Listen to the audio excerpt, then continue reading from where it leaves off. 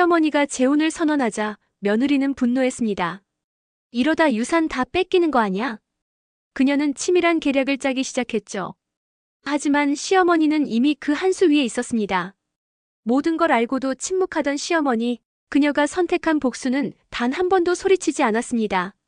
그리고 며느리는 결국 무너졌습니다. 사연 시작 전 구독과 좋아요 버튼 눌러주시면 사연의 재미가 2배가 됩니다. 사연 이야기 시작합니다. 저는 최말순, 올해 65세입니다. 남편을 일찍 떠나보내고 아들 영호와 며느리 미진과 함께 이 집에서 살고 있어요. 처음에는 정말 행복했습니다. 미진이는 착하고 예의 바른 아이였거든요. 어머니, 이거 드세요. 어머니 건강이 최고예요. 하며 저를 잘 챙겨주었어요. 하지만 언제부터인가 미진의 태도가 달라지기 시작했습니다. 처음에는 미묘한 변화였어요. 말투가 조금씩 차가워지고 눈빛에서 따뜻함이 사라져갔죠. 그러더니 아예 노골적으로 변했습니다. 이 집도 언젠가는 제 거죠? 어느 날 저녁 미진이 설거지를 하면서 웃으며 던진 말이었어요.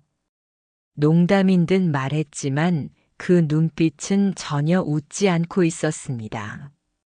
그런 소리 하는 게 아니야, 미진아. 아니에요, 어머니. 당연한 거 아니에요? 아들이 상속받으면 결국 저희 거잖아요. 그 말을 듣는 순간 등골이 서늘해졌어요. 이런 식으로 노골적으로 재산을 탐내다니. 내가 언제 죽기라도 하는 줄 아나 싶었습니다. 그 이후로 미진의 행동은 더욱 노골적이 되었어요. 제가 병원에 다녀오면 어머니, 어디 아프세요? 혹시 큰 병 아니죠? 하면서도 눈에서는 기대감 같은 게 번뜩였고 저축 통장이나 부동산 서류에 유독 관심을 보였습니다. 아들 영호는 답답할 정도로 눈치가 없었어요. 우리 와이프가 어머니 잘 모시잖아요 하며 아내 편만 들었죠.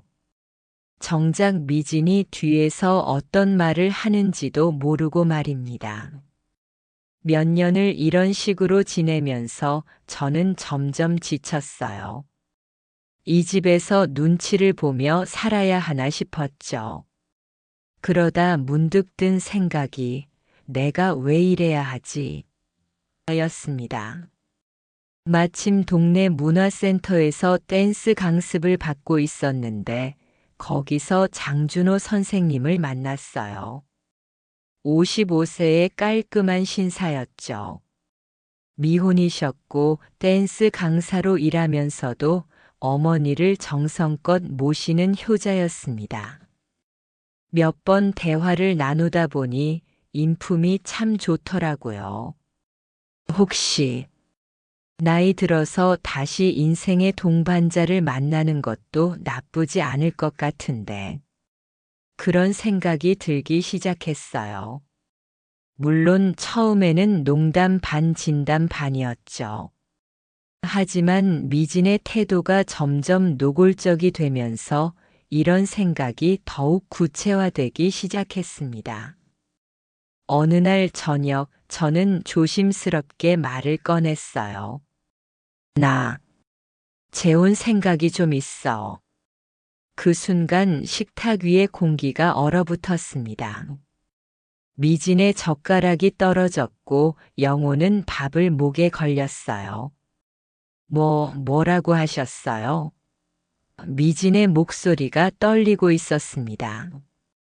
문화센터에서 만난 분이 있는데 괜찮은 것 같아서. 어머니, 정신 차리세요. 미진이 소리를 질렀어요. 나이가 몇인데 그런 헛소리를. 영호도 당황스러워하며 말했죠. 어머니, 갑자기 왜 그러세요? 혹시 어디 편찮으신가요? 미진의 반응은 제가 예상했던 것보다 훨씬 강했어요. 그녀는 마치 자신의 재산을 누군가 빼앗아가려 한다는 듯이 격분했습니다. 안 돼요. 절대 안 돼요. 어머니가 지금 제정신이에요. 그날 이후 미진의 행동은 더욱 이상해졌어요. 자주 전화를 받으며 수군거렸고 시댁 친척들과 연락을 주고받기 시작했습니다. 며칠 후 시댁 큰형님과 형수님이 집에 오셨어요. 그리고 미진과 함께 심각한 표정으로 저를 마주 앉혔죠. 말순아, 재혼이 뭔 소리냐? 큰형님이 준엄한 목소리로 말했어요. 그 남자가 너 재산 노리고 접근한 거 아니냐? 어머니, 요즘 그런 사기꾼들 많아요. 미진이 거들었죠. 젊은 남자가 연상의 여자한테 접근하는 건 다 이유가 있어요. 하지만 정작 충격적인 건 그 다음이었어요. 미진이 몰래 녹음기를 켜두고 저와 대화를 유도했더라고요. 며칠 후에야 우연히 발견했는데 제가 요즘 기억이 가끔 가물가물해라고 한 말이나 어디 뒀는지 깜빡깜빡해 같은 일상적인 말들을 다 녹음해둔 거였어요. 그리고는 병원에 저를 데려가더니 어머니가 요즘 치매 증상을 보인다며 의사에게 거짓말을 했어요. 다행히 그 의사 선생님이 양심적인 분이셔서 아직 정확한 진단을 내리기 어렵다고 하셨지만 미진은 포기하지 않았습니다. 다른 병원을 전전하며 진단서를 받으려 했고 심지어는 가짜 진단서까지 만들어 왔어요. 그리고는 법무사를 찾아가서 성년 후견인 신청을 준비하기 시작했습니다. 시어머니가 치매 초기예요. 판단 능력이 흐려졌다고요. 그래서 재혼 같은 중요한 결정을 할 수 없어요. 모든 걸 다 듣고 있었어요. 제 방 문 앞에서 전화하는 소리, 친척들과 나누는 대화. 정말 소름이 돋더라고요. 그렇게까지 제 재산을 탐낸다니. 하지만 미진은 잘못 짚었어요. 저는 65세지만 정신은 또렷하고 스마트폰도 잘 다루며 젊을 때부터 법률 드라마를 즐겨봐서 법적 지식도 어느 정도 있었거든요. 미진이 하는 모든 행동을 저는 다 파악하고 있었어요. 녹음한 내용, 가짜 진단서, 성년 후견인 신청 준비. 심지어는 저도 몰래 녹음기를 설치해서 미진과 친척들의 대화를 다 녹음해뒀죠. 그래, 그렇게 나오겠다면 나도 가만히 있지 않겠어. 저는 조용히 계획을 세우기 시작했습니다. 먼저 장준호 선생님을 찾아갔어요. 선생님, 부탁이 하나 있어요. 뭐든지 말씀하세요, 어르신. 제가 좀 곤란한 일에 빠져 있는데 도와주실 수 있을까요? 장준호 선생님은 제 사정을 다 들으시고는 기꺼이 도움을 주겠다고 하셨어요. 사실 선생님도 몇 년 전 아버지를 돌아가시게 하고 나서 형제들 간의 재산 다툼을 겪으신 경험이 있다고 하더라고요. 어르신이 저에게 베풀어 주신 은혜를 갚을 기회가 생겼네요. 그 다음에는 변호사 사무실을 찾아갔어요. 젊고 유능해 보이는 여성 변호사님이었죠. 신탁 설정을 하고 싶습니다. 그리고 상속 관련해서 상담을 받고 싶어요. 어떤 상황이신지 말씀해 주시겠어요? 저는 미진의 행동들을 상세히 설명했고 녹음 파일들도 들려드렸어요. 변호사님은 깜짝 놀라시더군요. 이건 명백한 사문서 위조와 사기 행위네요. 법적 조치를 취하실 수 있어요. 일단 신탁부터 설정하고 싶어요. 그리고 적절한 때가 되면 법적 대응을 하겠습니다. 모든 준비가 끝난 후 저는 폭탄 선언을 했어요. 내가 장준호 씨와 정식으로 혼인신고했다. 그날은 일요일 저녁이었어요. 온 가족이 모여 저녁을 먹고 있을 때였죠. 미지는 숟가락을 떨어뜨렸고 영호는 벌떡 일어섰어요. 어머니, 정말이에요? 영호가 다급하게 물었어요. 응, 어제 구청에 가서 혼인신고 넣었어. 미진의 얼굴이 새파랗게 변했어요. 그러더니 갑자기 울음을 터뜨리기 시작했죠. 어머니, 어떻게 이럴 수가 있어요? 저희한테 미리 말도 없이. 말해봐야 소용없을 것 같아서. 그 남자가 어머니 재산 노리고 접근한 거예요. 분명히 그래요. 영호도 패닉 상태였어요. 어머니, 너무 성급하게 결정하신 거 아니에요? 혹시 속으신 건 아니고요? 장준호 씨는 좋은 사람이야. 나랑 잘 맞아.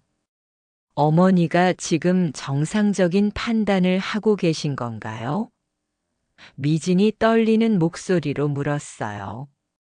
그 순간 저는 미진을 똑바로 바라봤어요. 미진아, 내가 나한테 한 짓들 다 알고 있어. 미진의 얼굴에서 혈색이 사라졌어요. 그 다음 날부터 미진은 완전히 미쳐 날뛰기 시작했어요.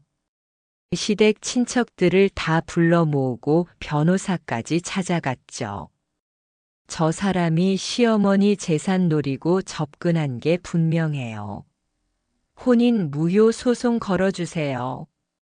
어머니가 치매 초기라서 정상적인 판단을 못하고 있어요. 변호사는 미진의 말을 듣고는 이렇게 말했어요. 일단 어머님의 정신 상태에 대한 정확한 진단이 필요할 것 같습니다. 치매 진단서가 있다고 하셨는데, 미진은 가짜 진단서를 내밀었죠. 하지만 변호사는 금방 눈치챘어요. 이 진단서, 좀 이상한데요? 그렇습니다. 가짜 진단서는 오래 갈 수 없었어요. 병원에 확인해 보니 그런 진단을 내린 적이 없다고 했거든요. 미지는 더욱 다급해졌어요. 그럼 다른 방법은 없어요? 유산에 손 못 대게 할 방법은요? 재산 상황을 먼저 파악해 봐야겠네요. 그때였어요. 제가 준비해둔 카드를 꺼낼 때가 온 거죠. 며칠 후 미진이 은행과 부동산 등기소를 뒤지기 시작했어요. 하지만 곧 경악할 만한 사실을 발견했죠. 제 재산이 모두 신탁에 들어가 있었거든요. 집, 예금, 주식 모든 것이요. 그리고 신탁의 수익자는 지역 아동센터, 동물보호소, 그리고 저 자신이었어요. 이게 무슨 일이에요? 미진이 울면서 저에게 달려왔어요. 어머니가 언제 이런 걸 했어요? 한 달 전에 했지. 왜요? 왜 저희한테 아무 말 없이? 너희가 나한테 한 짓 때문이야.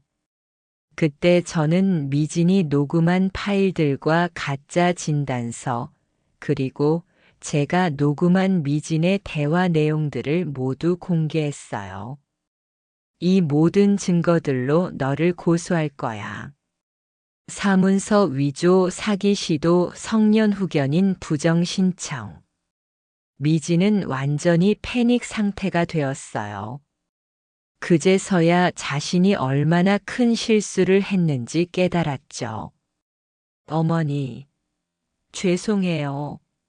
제가 잘못했어요. 신탁 취소해 주세요. 하지만 이미 늦었어요. 신탁은 한 번 설정되면 쉽게 바뀌지 않거든요. 그리고 마지막 반전이 있었어요. 사실 저는 장준호 선생님과 정식으로 혼인신고를 한 게 아니었어요. 그냥 그렇게 말한 것 뿐이었죠.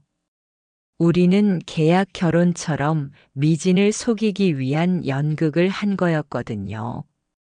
모든 것이 정리된 후 저는 가족들 앞에서 진실을 털어놓았어요.